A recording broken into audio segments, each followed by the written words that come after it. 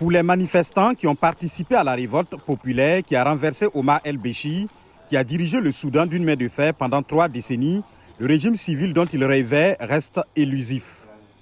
En octobre 2021, après 18 mois de gouvernement civil, une nouvelle junte a pris le pouvoir par un coup d'État et reste à la tête du pays.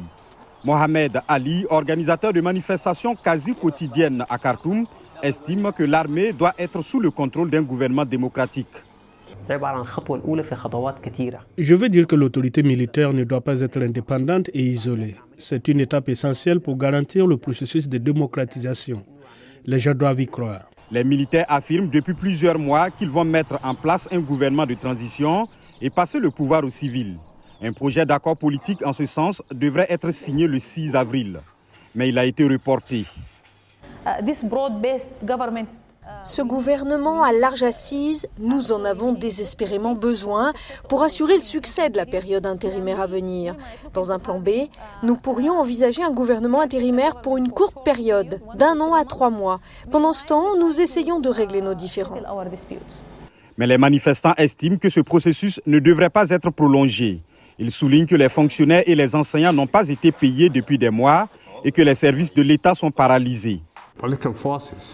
Les forces politiques doivent s'asseoir autour d'une table et trouver un moyen de former ce gouvernement civil et je ne pense pas que cela soit impossible. Nous en sommes proches aujourd'hui. Les analystes estiment que les dirigeants militaires cherchent à retarder le passage à un régime civil afin de consolider leur pouvoir. Plus la situation se prolonge, plus l'armée a la possibilité de dissimuler sa main dans les sociétés financières, de développer des liens diplomatiques plus profonds qui vont contrebalancer la pression exercée par des sources internes ou externes. Ala Al-Karib, de l'initiative stratégique pour les femmes de la Corne de l'Afrique, estime que l'absence de progrès crée une situation dangereuse.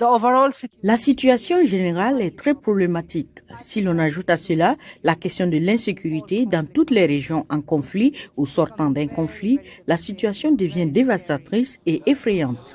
Le haut-commissaire des Nations Unies aux droits de l'homme, Volker Turk, s'est dit alarmé par la montée des tensions et a appelé à un nouvel élan en faveur d'un régime civil pour résoudre la situation.